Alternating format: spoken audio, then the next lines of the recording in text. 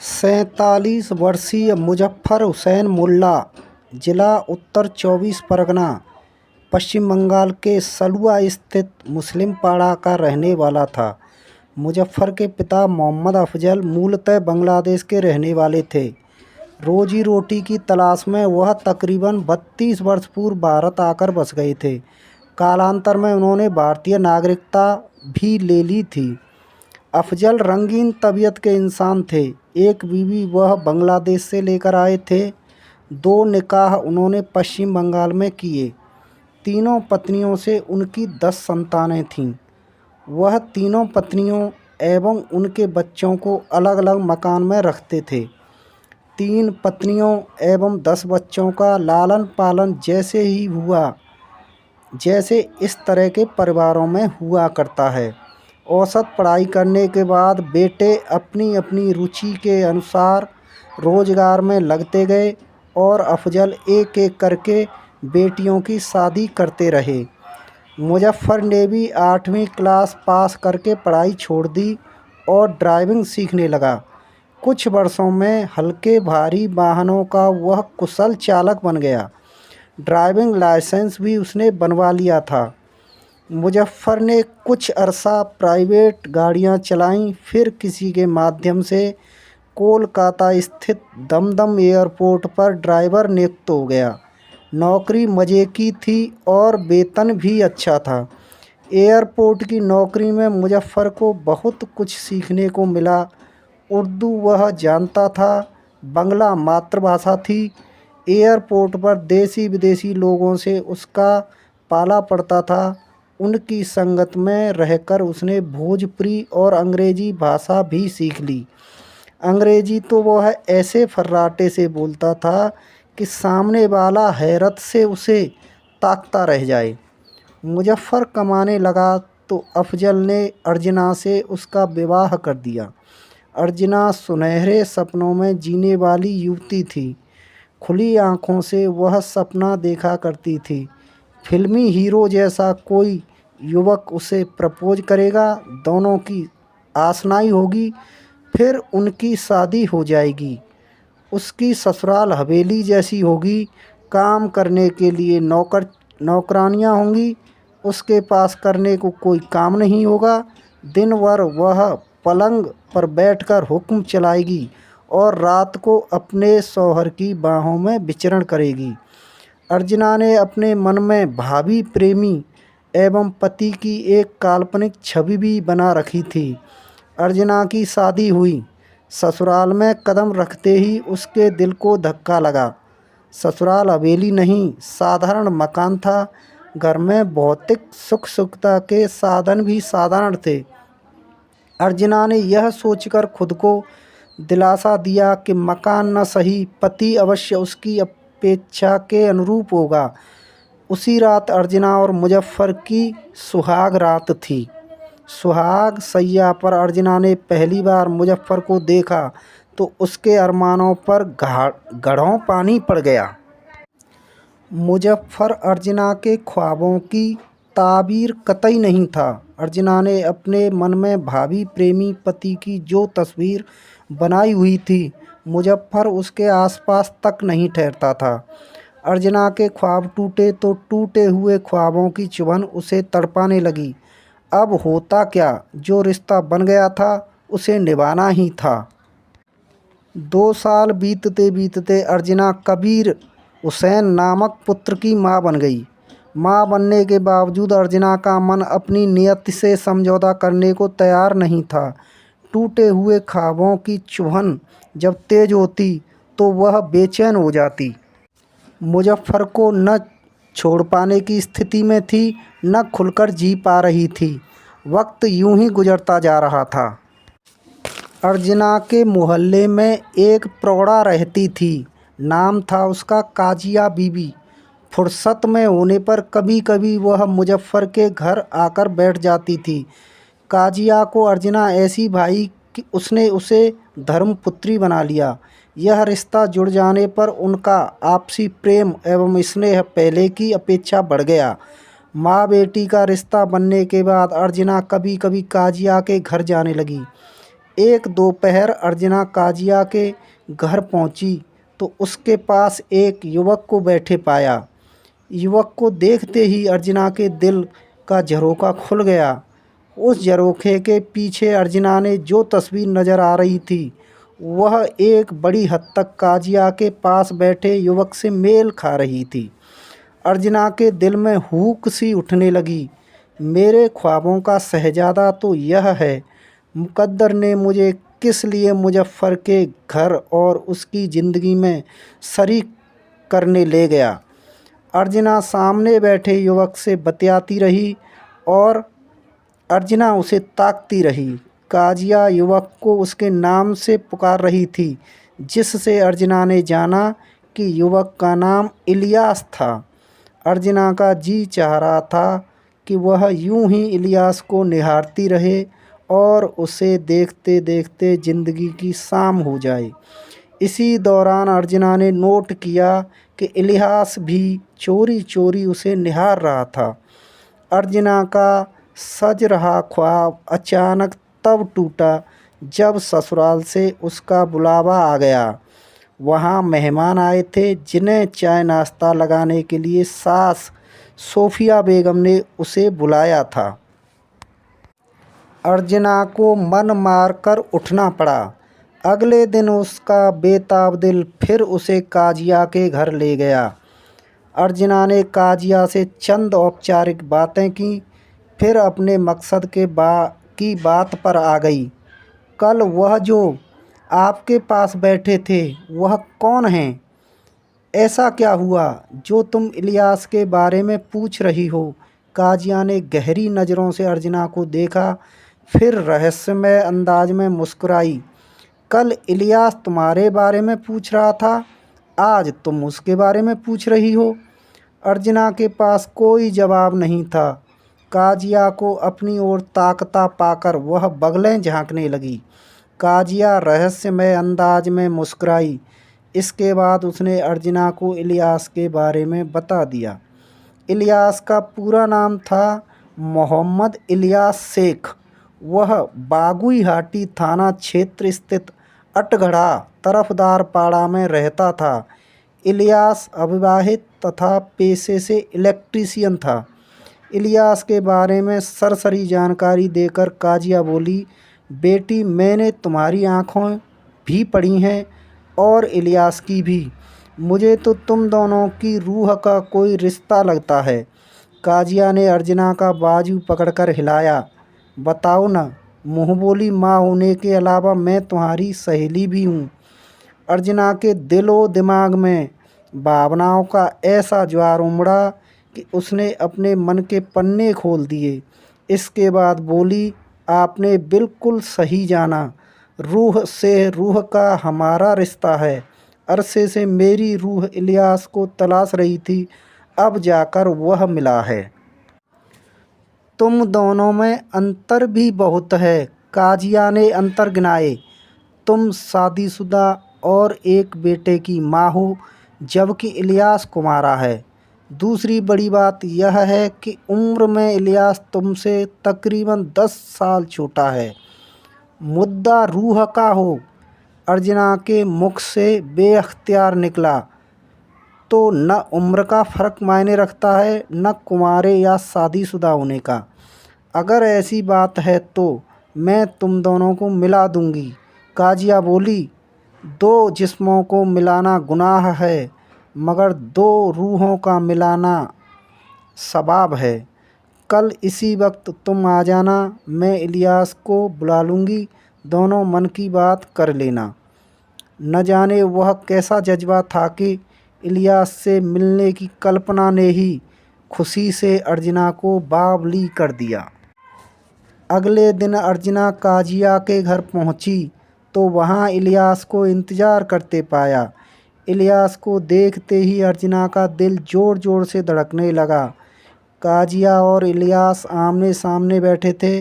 काजिया ने अर्चना का हाथ पकड़कर अपने पास बैठा लिया।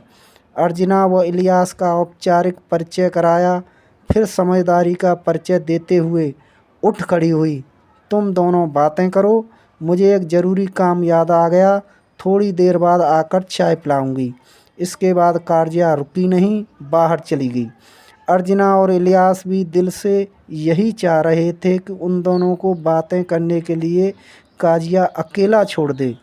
काजिया के जाने के बाद अर्चना और इलियास खामोश रहकर एक दूसरे को देखते रहे। इसके बाद इलियास ने खामोशी तोड़ी। मेरे दिल में जो बात है उसे न छुपाए रख सकता हूँ, न बताने की हिम्मत हो रही है। अर्चना ने हौसला बढ़ाते हुए कहा, घबराने की ज़रूरत नहीं है, हिम्मत जुटाओ और जो कहना है कह दो, बेझिझक कह दो। दिल में बात छुपाए रखने से घुटन होती है। इलियास ने उसकी आंखों में आंखें डालकर बोला, तो सुनो, कल तुमको देखा और पहली नज़र में ही दिल हार गया। मोहब्बत हो गई है मुझे तुमसे। अर्चना ने आंखें बंद करके लंबी सांस ली और फिर आहिस्ता से आंखें खोलकर बोली, यह जानते हुए भी तुम मुझसे प्यार कर बैठे कि मैं शादीशुदा और एक बेटे की माँ भी हूँ। मोहब्बत हालात से नहीं, रूह से होती है, इलियास बोला। अर्चना की रूह में और ठंडक पहुँची। चाह कर भी वह कुछ न बोल सकी। इलियास ने बोलने के लिए उकसाया, इजहार के बाद इकरार न हो तो इश्क अधूरा ही रहता है। कहो न, तुम पर भी पहली नज़र का जादू चल गया है, मेरी तरह तुम भी इश्क की ठंडी आग से घिरी हुई हो। मैंने तो बरसों पहले ही तुम्हारी तस्वीर बनाकर दिल में बसा ली थी। अर्चना मुखर हो गई। काश मैं अपना सीना चीरकर तुमको तुम्हारी तस्वीर दिखा सकती। अर्चना के मुख से मानो कराह निकली। मेरी ज़िंदगी में आना था तुमको, लेकिन शरीक हो गया मुजफ्फर। अल्लाह ने हर काम का वक्त मुकर्रर किया हुआ है। हमें देर से मिलाया तो इसके पीछे भी उसकी कोई मर्जी होगी। इलियास अपने बयान से उठकर अर्चना के पास बैठ गया। धीरे धीरे उनका यह रिश्ता बहुत प्रगाढ़ होता चला गया और एक बार जब उनमें शारीरिक संबंध स्थापित हो गया तो फिर वह कभी रुका ही नहीं, बल्कि समय के साथ बढ़ता ही गया। लाख बदनामियां होने के बाद भी समाज में उनका मिलन कम नहीं हो रहा था। समय इसी तरह पांव पसारता रहा। अर्चना का बेटा स्कूल जाने लायक हुआ तो मुजफ्फर ने एक कॉन्वेंट स्कूल में उसका दाखिला करा दिया। स्कूल की पढ़ाई महंगी थी। मुजफ्फर यह भी जानता था कि ज्यों-ज्यों क्लास आगे बढ़ेगी त्यों-त्यों पढ़ाई का खर्च बढ़ता जाएगा। एयरपोर्ट अथॉरिटी से मिलने वाला वेतन घर खर्च तथा कबीर की शिक्षा के लिए पर्याप्त नहीं होगा। अतः आमदनी बढ़ाने के लिए मुजफ्फर ने नौकरी से इस्तीफ़ा दे दिया। इसके बाद उसने किस्तों पर कार खरीदी और प्राइवेट टैक्सी की तरह दमदम हवाई अड्डे पर चलाने लगा। मुजफ्फर सुबह कार लेकर घर से निकलता और रात को 10 या 11 बजे तक वापस लौटता। कभी कभी रात को भी घर नहीं आता था। इधर रोज़ रोज़ काजिया के घर पर अर्चना व इलियास की मुलाकातें होने लगीं तो पड़ोसियों के कान खड़े हुए। उनके रिश्ते को लेकर अटकलें लगाई जाने लगीं। वे अटकलें कई तरह के मसालों से लिपटी हुई बेहद चटपटी थीं। बात बिगड़ती देख अर्चना व इलियास ने काजिया के घर में मिलना बंद कर दिया। वे दोनों बाहर मिल अवश्य लेते, मगर सुरक्षित एकांत न मिल पाने से दोनों मनोवांछित आनंद से वंचित रहते थे। अतः दोनों ने मिलकर प्लान बनाया कि यदि मुजफ्फर को परिवार से अलग रहने पर राज़ी कर लिया जाए तो दोनों के मिलन की राह आसान हो सकती है। अर्चना को यह आइडिया पसंद आया। अर्चना परिवार से अलग होने के लिए कोई तो बहाना, कोई तो आधार चाहिए था। अतः मामूली बातों को भी उसने मुद्दा बनाकर अर्चना अपने घर में कलह मचाने लगी। इसके साथ ही अर्चना परिजनों के खिलाफ मुजफ्फर के कान भरने लगी। घर वालों से तुम्हारी तरक्की नहीं देखी जाती। उन्हें यह भी पसंद नहीं कि कबीर कॉन्वेंट स्कूल में पढ़े। सभी की मंशा है कि कबीर को स्कूल से निकाल कर मदरसा भेजा जाए। आधे आधे कोई झूठ बार बार किसी के सामने बोला जाए तो वह उसे सच मानने लगता है। अर्चना भी पति को विश्वास दिलाने में सफल हो गई कि परिजन उसकी तरक्की से ईर्ष्या करते हैं। इसके बाद वह पति पर परिवार से अलग रहने का दबाव डालने लगी। मुजफ्फर अर्चना की यह बात भी मानने को राजी हो गया तो वह बोली, काजिया मौसी के एक रिश्तेदार हैं मोहम्मद इलियास शेख, मैंने उनसे बात की थी। वह कह रहे थे जब चाहोगी तब अच्छा सा घर किराए पर दिलवा दूंगा। ठीक है, मुजफ्फर बोला, किसी दिन इलियास से मुझको मिलवाओ। 2-3 दिन में ही अर्चना ने पति से प्रेमी की मुलाकात करा दी। इलियास ने पहले ही ऐसा मकान देख रखा था जिसमें उसे आने जाने की सुविधा रहे। यह मकान उसके ही मोहल्ले में अकबर अली मंडल का था। इलियास ने मुजफ्फर को तरफदार पाड़ा ले जाकर मकान दिखाया। मकान अच्छा था, इसलिए मुजफ्फर को भी पसंद आ गया। उसके रजामंदी जाहिर करने पर इलियास ने अपनी गारंटी पर 1700 रुपये मासिक किराए पर उसे मकान दिलवा दिया। इसके बाद अर्चना व मुजफ्फर ने अपना सामान समेटा और किराए के मकान में रहने चले गए। किराए के मकान में अर्चना खुलकर प्रेमी के संग रास रचाने लगी। 17 जून 2019 को सुबह 4 बजे बदहवास काजिया मुजफ्फर के परिजनों के पास पहुंची। उनको नींद से जगाकर बताया, तरफदार पाड़ा में रहने वाले मेरे एक रिश्तेदार ने फ़ोन करके मुझे बताया है कि मुजफ्फर का इंतकाल हो गया है।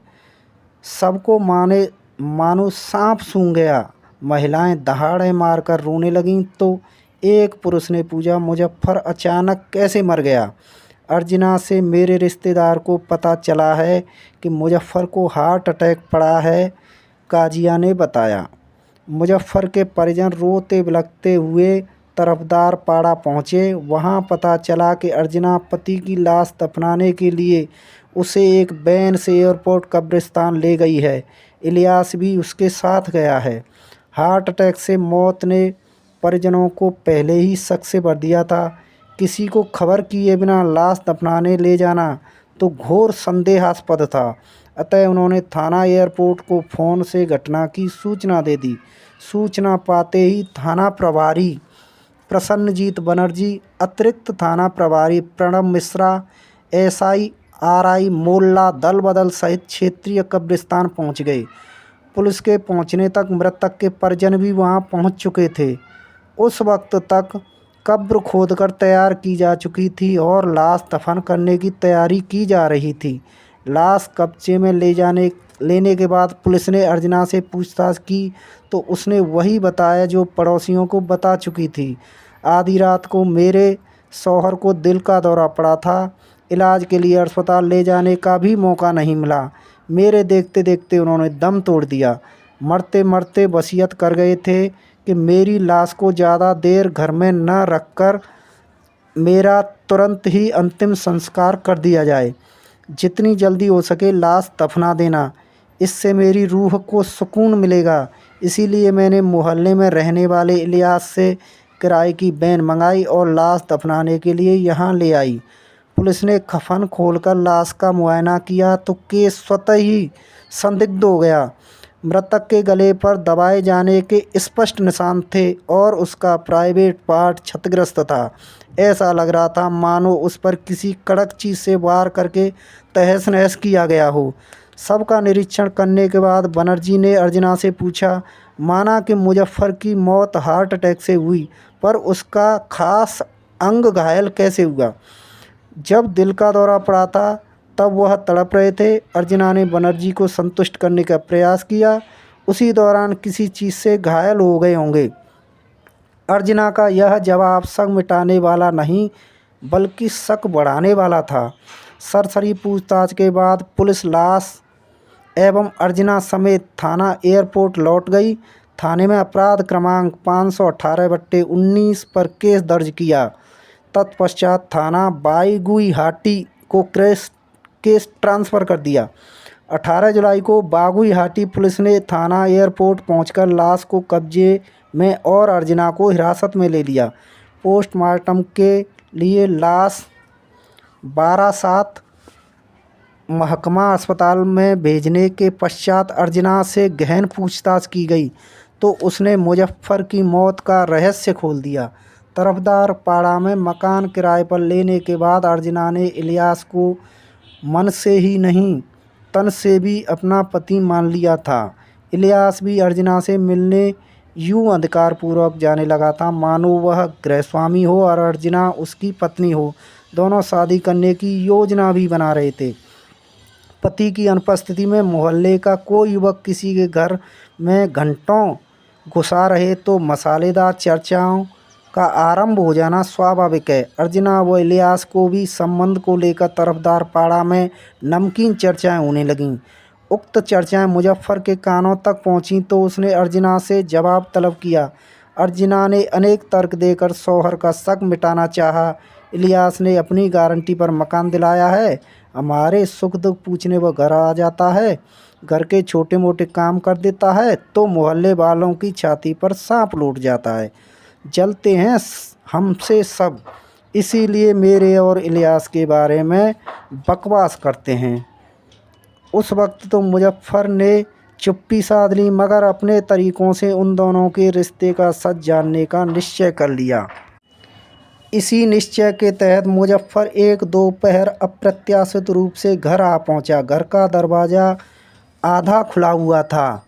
आहिस्ता से दरवाज़ा खोलकर मुजफ्फर दबे पांव बेडरूम में पहुंचा तो स्तब्ध रह गया। बेड के एक किनारे पर मात्र कच्छा पहने इलियास सोया हुआ था। उसके वस्त्र दीवार पर लगी खूंटियों पर टंगे थे। इलियास के बगल में ब्लाउज व पेटीकोट पहने अर्चना सो रही थी। उसकी साड़ी और पैंटी बेड के नीचे पड़ी थी। अर्चना का मेकअप बिगड़ा हुआ था और बाल भी बिखरे हुए थे। यह दृश्य बता रहा था कुछ देर पहले ही दोनों ने जमकर सहवास किया है। असीम आनंद मिलने तथा थकान से चलते दोनों सुस्ता रहे थे। मुजफ्फर का खून खौल उठा। सोते में ही उसने पत्नी व उसके प्रेमी को पीटना शुरू कर दिया। अचानक हुए हमले से अर्चना व इलियास घबरा गए। जब तक वे संभलते मुजफ्फर उन्हें काफ़ी पीट चुका था। इलियास किसी तरह निकलकर भागने में सफल हो गया और वक्त की नज़ाकत समझते हुए अर्चना ने माफ़ी मांग ली। इतना सब कुछ होने के बावजूद अर्चना व इलियास की आशनाएं नहीं टूटी। शादी करने का उनका ख्वाब पहले की अपेक्षा और दृढ़ हो गया। मुजफ्फर के जीवित रहते अर्चना व इलियास का विवाह संभव नहीं था, अतः उन्होंने इसकी हत्या करने का निर्णय कर लिया। हत्या करके लाश ठिकाने लगाने की भी योजना बना ली। योजना के तहत 16 जून 2019 को अर्चना ने पति के रात्रि भोजन में नींद की 4 गोलियां पीसकर मिला दीं। भोजन करने के थोड़ी देर बाद नींद की गोलियों के असर से मुजफ्फर गहरी नींद में सो गया और अर्चना ने फ़ोन करके इलियास को बुला लिया। इलियास के आते ही अर्चना ने मुजफ्फर को दबोचा और इलियास ने दोनों हाथों से उसका गला घोंट दिया। इससे भी इलियास को संतुष्टि नहीं हुई तो उसने कांच की बोतल से उसके गुप्तांग पर घातक प्रहार किए। वह इलियास के मन की वह नफ़रत थी जो अर्चना की देह पर सिर्फ अपना अधिकार चाहती थी। मुजफ्फर मर गया तो अर्चना ने मोहल्ले में शोर मचा दिया कि दिल का दौरा पड़ने से उसकी पति की मौत हो गई। इसी बीच इलियास कहीं से कफन और किराए की वैन ले आया। इसके बाद उन्होंने कफन पहनाकर लाश वैन में डाली और शव दफनाने के लिए एयरपोर्ट रवाना हो गए। इसी दौरान काजिया के किसी रिश्तेदार ने उसे फ़ोन कर दिया था। काजिया ने मुजफ्फर के परिजनों को सूचना दी। प्रेमी प्रेम का लाश दफना पाते उससे पहले ही मुजफ्फर के परिजन पुलिस लेकर कब्रिस्तान पहुंच गए। अर्चना की अपराध स्वीकारोक्ति के बाद उसी दिन पुलिस ने इलियास को भी गिरफ्तार कर लिया। इसके बाद पुलिस ने मुकदमे को धारा 302, 34 भारतीय दंड संहिता में तब्दील कर दिया। इसके बाद दोनों को न्यायालय में पेश करके जेल भेज दिया गया।